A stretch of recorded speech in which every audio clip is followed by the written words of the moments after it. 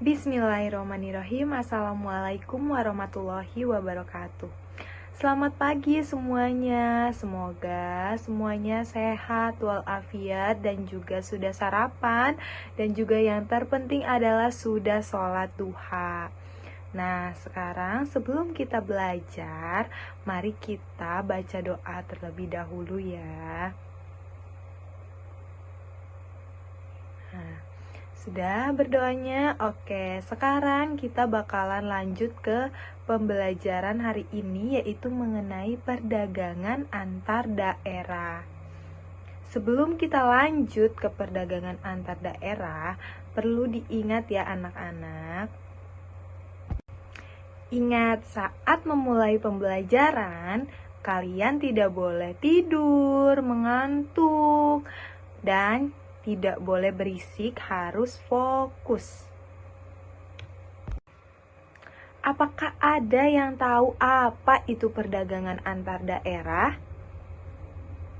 Pada kali ini kita akan belajar mengenai perdagangan antar daerah. Nah, sebelumnya anak-anak udah pada baca belum apa itu perdagangan antar daerah? Perdagangan antar daerah tentu berbeda dengan perdagangan antar negara.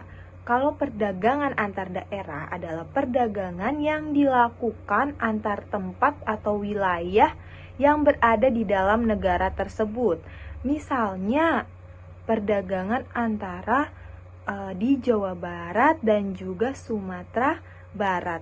Masih satu lingkup negara Indonesia, atau bisa disebut juga sebagai perdagangan domestik. Perlu diingat ya dan juga dicatat. Adapun faktor-faktor perdagangan antar daerah diantaranya adalah perbedaan faktor produksi yang dimiliki. Jadi tentu setiap daerah itu memiliki produksi yang berbeda. Misalkan di Banten memproduksinya kebanyakan memproduksi bahan mentah manufaktur seperti baja yang ada di Cilegon, atau misalkan gula dan yang lain sebagainya. Sedangkan di Jawa Barat misalkan kebanyakannya memproduksi teh, atau misalkan padi yang ada di daerah Karawang, seperti itu. Makanya adanya perbedaan faktor produksi. Nah, selanjutnya adanya perbedaan tingkat harga antar daerah. Karena adanya distribusi, adanya perjalanan dari suatu daerah ke daerah lain, pasti adanya perbedaan harga. Karena dihitung dengan dihitung dengan jaraknya transportasi, biaya transportasi. Misalnya, harga Indomie di Jawa berbeda dengan harga Indomie di Papua. Karena adanya adanya distribusi dan juga biaya transportasi. Seperti itu ya. Kira-kira apa saja manfaat perdagangan antar daerah? Pasti ada manfaatnya ya anak-anak. Yang pertama adalah menyediakan alternatif alat pemuas kebutuhan bagi konsumen. Jadi, sebagai alat pemuas kebutuhan untuk kebutuhan kita sehari-hari. Selanjutnya adalah meningkatkan produktivitas. Jadi, meningkatkan produk-produk dan juga bahan-bahan yang semakin banyak, dan juga kita bisa memilih bahan-bahan tersebut atau memilih produk tersebut. Misalkan kecap juga ada dari Majalengka, atau kecap produksi dari Indonesia langsung juga ada, dari antar daerah juga ada. Jadi kita bisa memilih produk-produknya yang berbeda-beda tersebut. Nah, selanjutnya itu memperluas kesempatan kerja.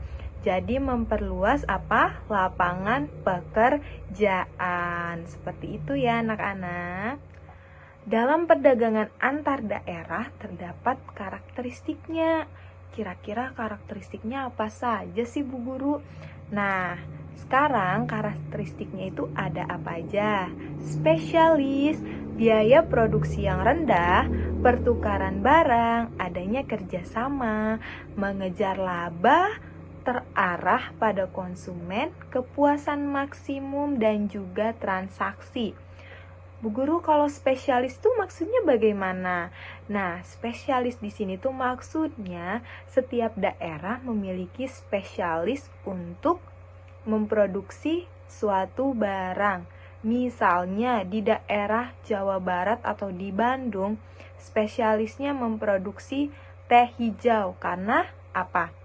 Karena dataran tinggi, seperti itu. Nah, biaya produksinya rendah. Misalnya di wilayah tertentu tuh biaya produksinya lebih rendah. Karena apa? Karena mencari bahan mentahnya itu lebih gampang, seperti itu. Adanya pertukaran barang, misalnya antar Pulau Jawa, antar daerah Banten dan juga daerah Lampung, adanya pertukaran barang, seperti itu. Adanya juga kerjasama antar daerah. Pasti untuk melakukan perdagangan, coba ada yang tahu bagaimana perdagangan antar daerah di Indonesia?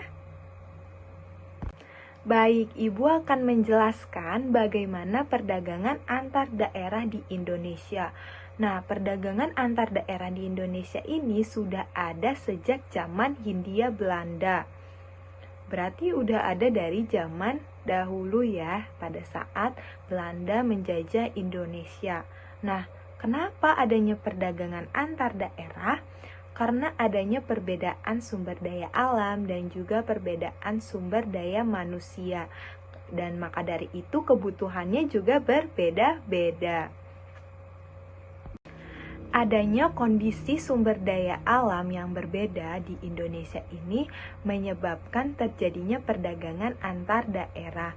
Nah, komoditas sumber daya alamnya ini berbeda. Jadi, misalnya di suatu daerah memiliki sumber daya alam A, sedangkan mereka juga membutuhkan sumber daya alam B.